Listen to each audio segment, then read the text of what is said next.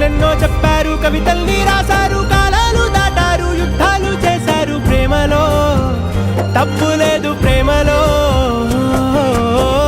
వేల వేల వెన్నెలంత మీద వాలి వెలుగునంత మోయమంటే నేను ఎంత రే.